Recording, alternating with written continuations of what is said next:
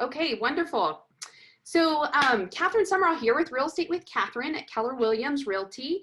And a little bit about myself, and I'll introduce this conversation series and then get to our guest.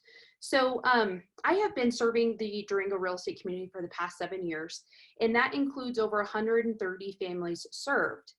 And the reason why I'm bringing this, what I'm calling a conversation series to the community, is that I felt this need to step up not only as a real estate leader, your partner in real estate, and also a community partner to help disseminate accurate information and help give other leaders in our community a platform to lead and to help support us as we all work through navigating some interesting times. So with that, our guest organization here today is SWCODA, so Southwest Colorado Disaster Assistance. It's a grassroots community initiative that's comprised of many organizations locally, and to share resources and information during times of crisis. And so with us today, we have Tim Walsworth with Durango Business Improvement District as a representative of CODA. And I'd love, Tim, if you would just kind of do an introduction of who you are and the work that you do, and then we'll jump into the updates for today. Yeah. So again, my name is Tim Walsworth. My day job, I'm the director of the Durango Business Improvement District. So that's a special district funded by a small property tax on about 400 commercial properties that are located in downtown and all along North Main up to the city limits. And so we work for the businesses in those 400 properties. And our charge with that funding that we receive is marketing and communications. The communications has been very, very important as of late. Our marketing has had to change a lot, with the changing times. We'll talk about that a little bit later. We do events. It's a whole nother thing that's changing too. We do a lot of advocacy, and we do capital projects. And so that's how we serve those businesses in the heart of our town. And I've been doing this for 7+ years. I will tell you that the last 6 weeks have been the craziest 6 weeks of my life. I've worked harder than I ever have. Yep. I feel like we work hard every day, and we want to serve our community. And this is the time where organizations like me and the chamber and Local First and all those groups, we have to shine. And so we're trying to do just that. Love that. Well, thank you, because I know, maybe doors have closed, but demand for service has not. So thank you in advance for all the things that you're doing. And let's dive into what is SWCODA. Give us some perspective of the organization to start off with. Yeah, sure. So SWCODA, Southwest Colorado Disaster Assistance, was born right when the 416 fire started a couple of summers ago. So our community has been through a lot lately, right? Some silver linings in that is what happened during 416 fire is that all the business-facing organizations, along with private business and civic groups and nonprofits, we all came together very quickly because we could see the impacts of that fire to our citizenry, to our economy, to our community. And we knew we needed to have a collective response. And so we formed very quickly, and we accomplished a lot of great things. We had a main goal of that economic hit kind of being limited to one season. And by and large, I think that's what happened. And so we count our work as successful. And so when all this started to blow up nationally, and then as it came to Colorado, we saw the need to meet again. And so we reconstituted our group very quickly. There's 25 organizations on the group right now that have been meeting for 6-7 weeks, at least 2 times, mostly 3 times a week to begin to try to grapple with what's our response to this. Awesome. And so that has led into several different initiatives within CODA. Do you want to start maybe open up with the Economic Recovery Task Force and what that entails? Yeah. So you're right. There's several things that came out of SWCODA the first time, and it's a little different this time, right? A quick sidebar, one thing that's come out of it is the Community Emergency Relief Fund, CERF, SERF. And that fund is managed by the Community Foundation and my friend Brigham Wrinkle over there. And that fund's been around in our community a long time. Some of y'all who've been around for a while will remember the fire downtown at Seasons. It's like 12, 13 years ago now. And that disaster displaced 100 employees like that who didn't have jobs. So the community rallied, like we always do, and put together a fund very quickly to help those employees. And so that's the core of the SURF fund. That's what it does. And so it has come on again in other disasters. It came on in Gold King mine spill for the rafting and river community. It came on in 416 fire and helped tons of people. In that disaster, there was over $415,000 generated from it that was dispersed back to people in need. Awesome. And then this time, the scope of the what we're dealing with is really broad, right? Really broad. Everyone is impacted. And so the fund is operating a little differently, but it's still working to help. And where it's going now is it's working with nonprofits who are on the front lines of helping people. So food, shelter, clothing, mental health, some basic needs things that many people are struggling with. And so it is helping those nonprofits provide more of those services. So SURF is one thing that SWCODA has activated again, and people can access it via the website, SWCODA, SWCODA.org. And you can make donations to that fund right now, and they are still needed. Another thing that came out of the fund is what you just asked about, the Economic Recovery Task Force. So the core of the group is business-facing organizations. So the BID, the Chamber of Commerce, Local First, Region 9, Economic Development Alliance, Visit Durango, City, County. Go down the list of all these business-serving organizations, and so we're all together. And our first task was really disseminating information, trying to understand what was happening, what can be open, what cannot be open, what are we supposed to do, and that was a whirlwind, as we all remember, 4 or 5 weeks ago. And so we did that. We then switched to helping businesses access the funding that came and went pretty quick for businesses. There's another round of that was just approved yesterday. So we'll be understanding the new rules for that and disseminating that info out in various ways. But the big pivot that we've made over the past 2 weeks is to start looking at recovery. So our community has the opportunity via the state order from the governor to begin a kind of slow reopening of commerce and of business, right? And so it's our job on the task force to understand the new requirements for businesses and for the community, for us as citizens too, who want to support local business, and help the businesses go above the minimum to where we're up here so that people have confidence. If they choose to go and buy a good in the near future from a local store, say in downtown, that they will be safe. And so that's our task right now, is how do we ease back into opening up commerce again? Yeah.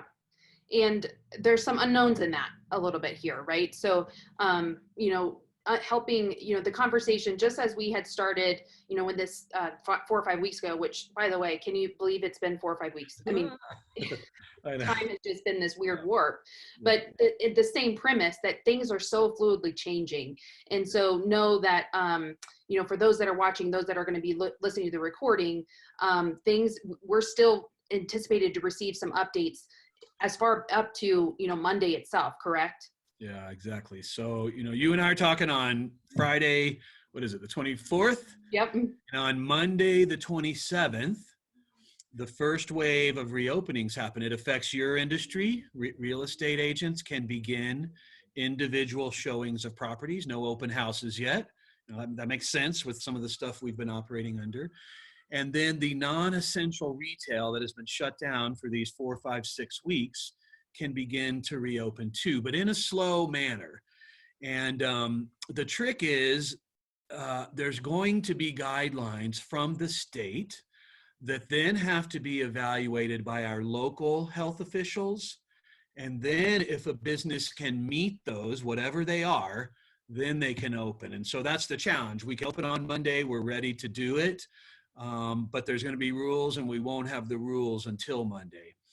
The one thing we do know is that for these non-essential retail businesses, the first step is a curbside only model. And so you can call the business, you can get on their website if they have one, and you can order a good, buy a good. Some of them will walk you through the store on a Facebook Live between you two, or a FaceTime or a Skype or whatever, and let you shop. And then you pay for it over the phone, and then you drive by, pull up at the curb, and they bring it out to you and drop it in your car, right? So that'll be how we'll start for a few days starting this coming Monday. There will be more to it than that. And what that will lead to, Catherine, is next Friday, 1 week from today, May 1, if a business can meet the standards, and really what the task force wants to see is above and beyond the standards, then people can start coming back into the stores. There will be new rules for that. Customers will be asked to wear masks. There will be hand sanitizer everywhere. You will stand 6 feet apart for social distancing. We can't have 100 people in Maria's at one time. We're gonna have to limit the number of people in at a time. So there's gonna have to be a little patience. You know, some businesses will make appointments and let people come in like that, right? So those are all the things that we are planning for. But again, we need to see those rules from the state Monday morning. And then our health department will need a few hours to absorb them and compare them to local conditions and determine, is there anything extra they want to require? And then businesses will certify they can do it. And I would think by Monday afternoon, we're going to be able to start some of that curbside retail stuff. Awesome. So if you're a business owner, what, for today, Friday, kind of waiting on some of this, what are some things that we, business owners could start to do today in preparation, which I anticipate a lot of them have already been in this preparation mode, but for those that, to reiterate that message, what can business owners do today in preparation for next week? Yeah, great question. And you were exactly right. I work for probably 1,000 businesses in the heart of our town. And so I can't talk to all of them, but I've talked to a lot of them over the past time. And especially lately, as we're beginning to see a little light at the end of the tunnel where we can start to open our businesses back up in a new and responsible way. And so many of them have new plans. There's a downtown food and beverage establishment that wants to do the to-go thing. They haven't been doing it. That's something that's existed all along. Restaurants could remain open, but only for to-go. And so there is this one that did it. And so they were thinking of a plan. How do I do it safely and responsibly? And that's just one example. So you're right. Everyone's been thinking about it. And again, what I will say here is like guidance. And again, we have to have the state rules and the local health department rules on it. But I feel pretty confident that some of the new normal is going to be employees wear masks, very frequent hand washing. There's all these new terms now, cough etiquette, which means like that, right? Yeah. New sick policies in the workplace where, remember we used to be sick and we would power through and come to work.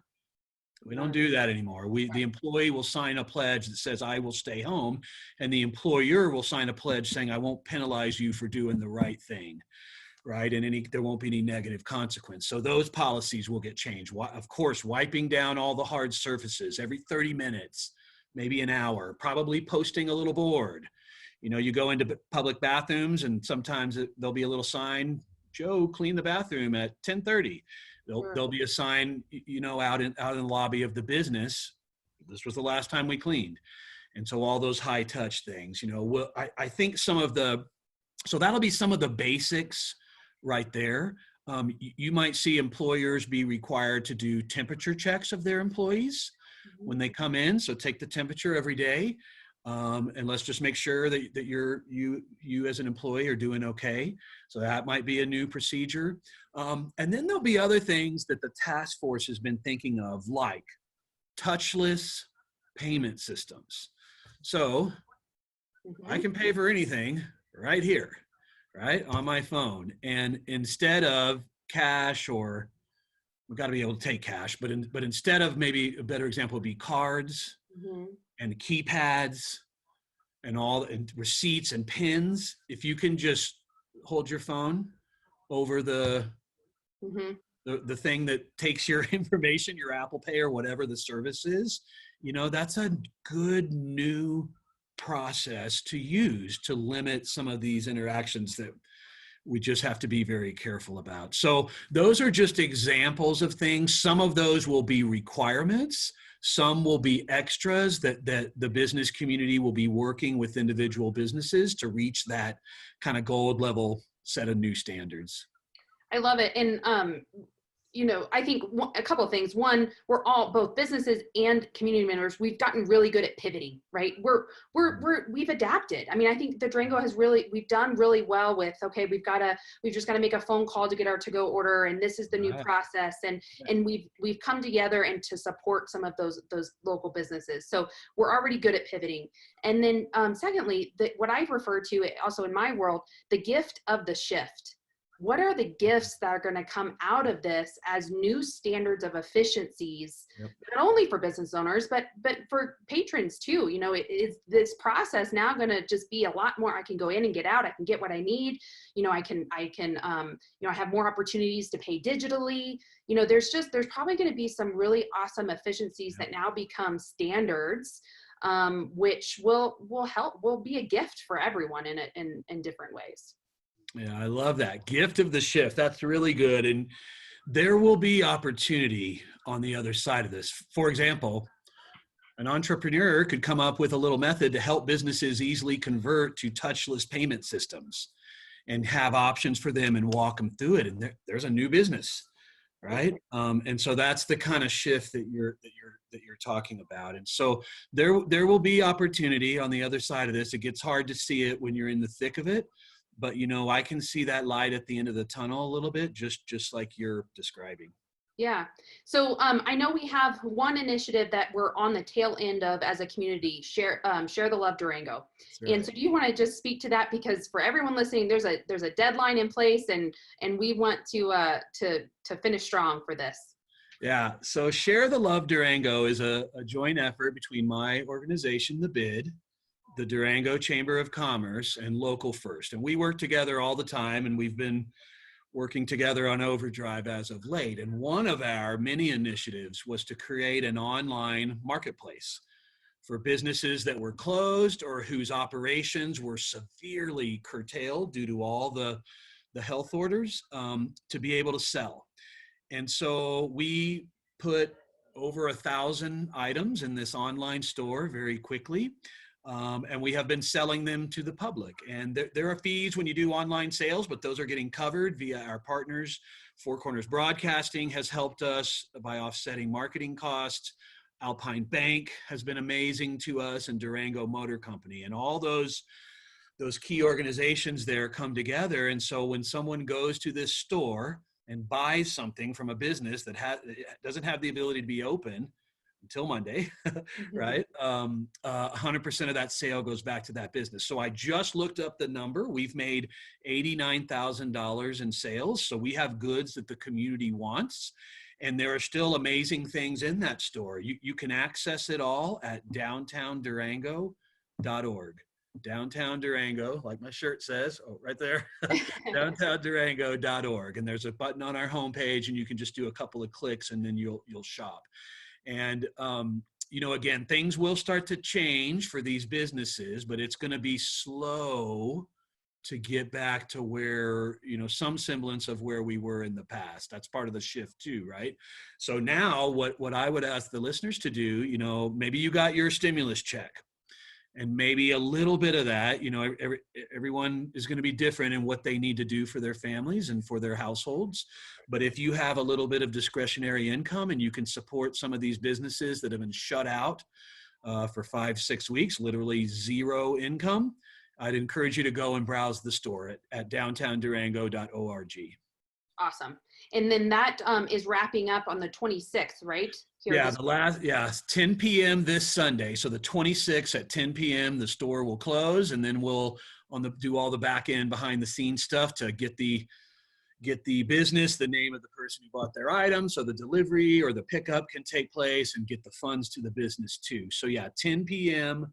Sunday. Before then, go to downtowndurango.org and browse that store and see if there's something in there you might want to get for yourself as a gift. Mother's Day's coming up. right? Yeah. And support our local businesses who really, really need your help in these trying times. Totally true. Well, kind of as we wrap up, ways to get, ways to engage, as far as the SURF, the Community Emergency Relief Fund, ways to engage maybe as a recipient of that, or those that want to help fund that, that fund, just can maybe wrap up with some calls to action for that. If people need, feel an initiative to get involved with SWCODA or have questions. And likewise, of course, how can we get in touch with you? Yeah.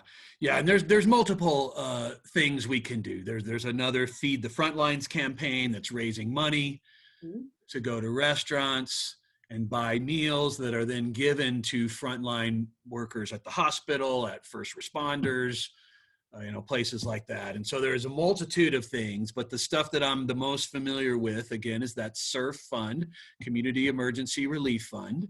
And it can be accessed at SWCODA.org.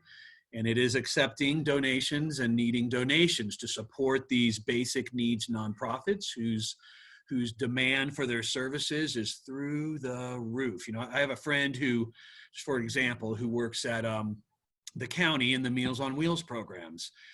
And I needed to work with her on something. She's like, I'm a little busy. I have to make 7,000 meals to be delivered. And so that kind of demand, is just really through the roof for people who are very vulnerable in our town. And so you can donate to SURF through SWCODA.org, and you can support those efforts. You can go to downtowndurango.org and get to the Share the Love Durango store and support a local business. The main thing I would just tell the public, for all of us as citizens, is, we're tired of being cooped up. We're ready to get out. And what the new order from the state really is, it's a slow way to do that. And so I ask everyone to be safe, adhere to all the guidelines, wear a mask. It's uncomfortable. It's different. It'll be okay. You will get used to it. And it's a small measure of protection to prevent the spread a little bit. You're going to see employees doing it. We're going to ask you, the public, to do it too. And that's different.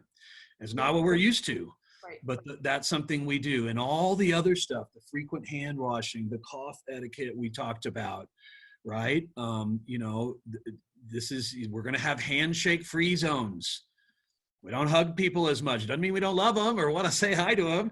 We're going to smile at them. We're going to talk to them instead of that right now. We have to maintain that social distancing for a little while longer. And so those are the three main things, right? Donate to SURF, shop if you can. The stores are going to open up. Be prepared for a different way of doing it. And please, please, please adhere as best as you can to all the guidance from our health professionals so that we can continue to open our community back up like we all want. Love it. Well, to your point, a smile goes a long way. So let's make that an unofficial requirement when we head out of town or head back into town. Is let's just lift some people up.